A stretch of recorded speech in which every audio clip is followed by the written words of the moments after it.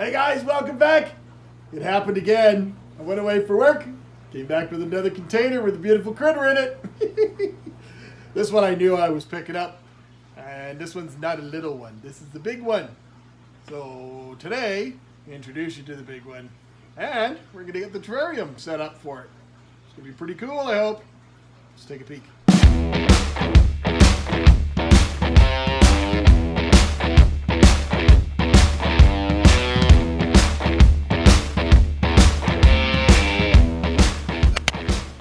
So my good friends Tim and Stuart over at Prairie Aquatics in Regina, Saskatchewan, when they got this in, they got it in on kind of on trade, kind of on commission. Somebody was closing down their collection, and they brought this one in, and I got a message about it right away, and they said, do you want it? And I said, well, it's kind of a dumb question. We already know Biggs wants it.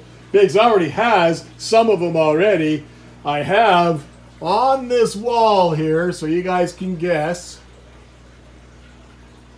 We'll take a look at all the names of all the beautiful spiders. Those are two Terrarium salzmai. Those are two more there. These are some of the different whip scorpions. Some hot bacteria. A little boy growing up for our female. This one's a beautiful Faciliothera metallica. We got some Salmopius ermini. We got some Theraphosa stirmi. We got some Pamphobetus machala. We got some Brachypelmas. And then when we go down the list, we got some Vangaroons and centipedes, and all the bottom four are empty right now. So what do you think it is? Well, if you were to be the one that had guessed the Goliath Birdeater, or the burgundy Goliath Birdeater, being Theraphosa stirmi, you would be in the correct group. This is an outstanding, we believe it to be a male. We do not have it confirmed via the molt, but we believe it to be a male, and it is a big boy. So we want to get, even, you know, granted, females live much longer lives than do males, and most collectors always want to have females in their collections to make up those beautiful displays. But in the big Goliath Birdeaters, in the Theraphosa group, they all live, you know, even if it's a male, we're still going to get 10 years out of it. It's probably a 2-year-old tarantula this size already, or maybe even 3. So let's take a closer look. Look at that beautiful boy. Now, I do not like, as you guys know, none of my videos do I ever try to antagonize or stress the animal or get them to perform or anything in any way. Usually I just like to get them up and set them up in nice naturalistic vivariums and just enjoy them. This is a New World species, and it's very, very prone for kicking hairs, and it's one of the species that has one of the most irritating of urticating hairs. And you can see it's already been kicking up a bit off its bab, and a bit of it is bald and stuff. So that's probably just the stress of it from moving it and stuff. Most of the urticating hair stuff has never really bothered me. I know some people are extremely sensitive. Tim over at Prairie Aquatic is very, very sensitive to this particular species, and he'll break out in like a hives, like rash and stuff. So basically, we're just I like just enjoying them, viewing them, get them set up. Obviously, it's going to need a better hide than that look like a Chinese takeout container. And it's going to need some nice natural plants, but for all basic purposes, the needs are being met within this vivarium for this creature, but I'm sure we can do a lot better. Now, as mentioned, I do happen to have 4 captive bred juveniles that I'm growing up. The notorious for kicking hair, the notorious for upturning their water dishes. I've been raising these since they were, you know, about 3/4 inch slings, and they're probably about 2–2.5 inches in size now, and they're just doing very, very well. Well, if we're going to make this vivarium into the monster's new tank, we're going to have to take the screen off for one. We're probably going to have to cover half the screens with some plexiglass and stuff, so I've got some scraps to be able to do some of that. That'll contain the humidity a little bit better. And then we got to figure out what we're going to do in regards to the background. Now, this ugly styrofoam background, you guys have seen what we can do with them. We've converted several of those before using silicone, and we carve them up a little bit better so they look a little bit more realistic. And then we cover them with silicone, and we use different types of things like peat or core. And for most purposes, they work fairly well. But what I really, really think I want to do in this one to make it even look a little bit more natural is I want to go back and do a background using foam, but mainly using either cork or oak bark, some of the oak bark that I save. I have bins out in the garage, and then we're going to go shape a bunch of pieces to fit the back, and then we'll foam it all in place, and then we'll just cover the seams. This is going to be a fully planted bioactive vivarium. So we're going to be putting the clay pebbles down in the bottom, and then we're going to be putting the landscape fabric and the screen mesh, and then our substrate above that, and then we're going to plant. So we're only going to end up probably with about an 8-inch tank, which is ideal for a species that's basically a ground dweller. So hit the plant store. We got a bunch of low cover plants, but before we can do that, we have to build this vivarium.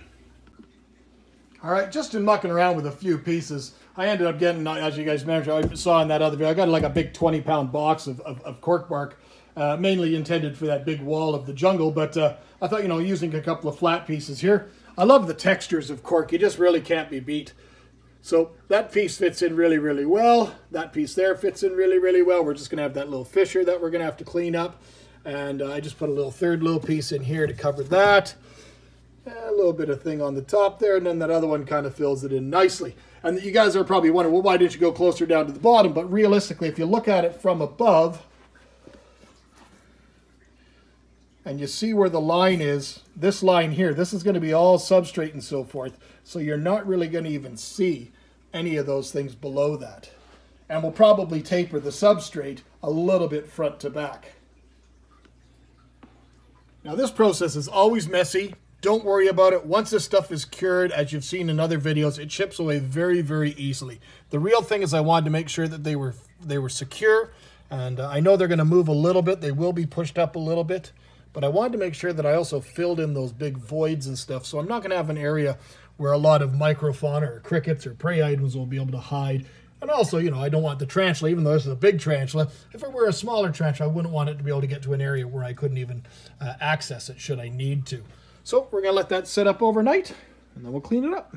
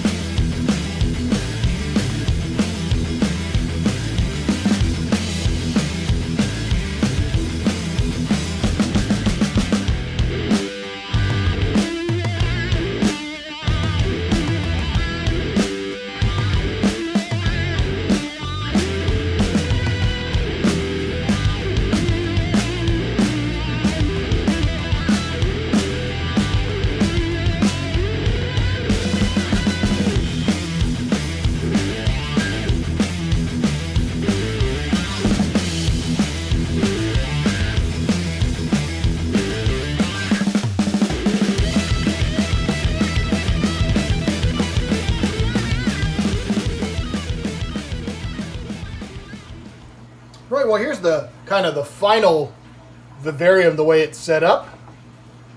Everything's still, all the mosses are all still nice and moist. I found this was claimed it's probably a deer skull, a baby deer. Found it at the beach, and I've been holding it back for just the right vivarium.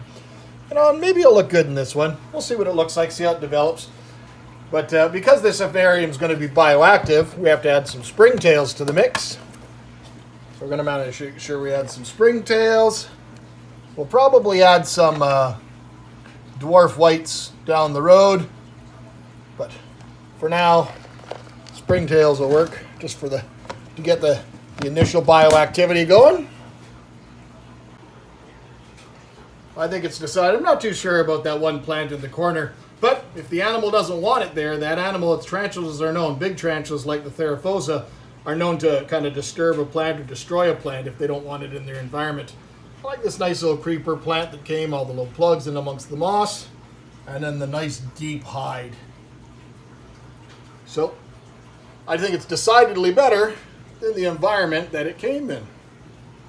This Rubbermaid tub with the little Chinese takeout container, a couple of plastic plants.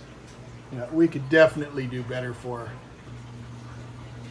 Being a species that's found close to the equator, it's often confused that this species, people often keep it too warm. And in keeping it too warm, it greatly reduces its lifespan. This one is a fossorial species, so it lives right on the ground, underneath the forest canopy. So yes, although it may be very, very warm above the forest canopy, at forest floor where it's going to be fairly damp and cool, so this species actually does ideal at average house room temperatures. I keep my house around that 21, 20 degree mark, and that should be ideal for him or her. Now, I have my brushes. And I have my catch cup. But as you can see, my catch cup is decidedly, probably not. This is a 2-liter bottle. It's a little bit small. My ideal goal is to try and coax him or her into the vivarium without having to...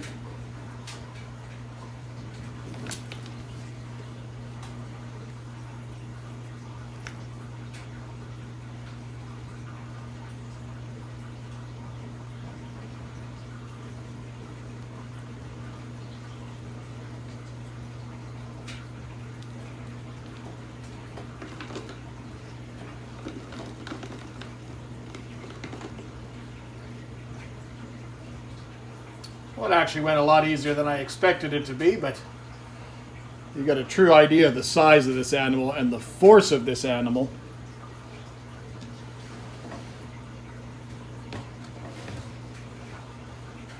See here, him or her kicking hairs in the bottle. Well, I know this species will not be able to fit through the bottle the other direction, so we're safe to say that I could do this. Make it turn around. Come on. Oh, don't be a jerk. Just back it up a bit. Just a bit more.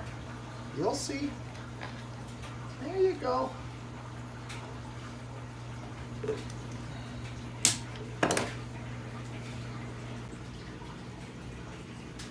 I think he or she looks absolutely outstanding.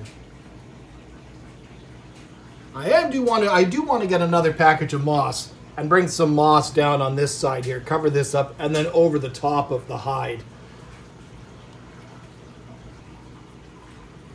We're just going to let her adjust, him or her adjust, find the hide, find the new surroundings, and we'll check back on them later. So with that, my friends, thank you so much for watching. Hope you enjoyed today's build. Hope you enjoyed this incredible new addition to the collection. And as always, take care, and we'll see you next time. Cheers.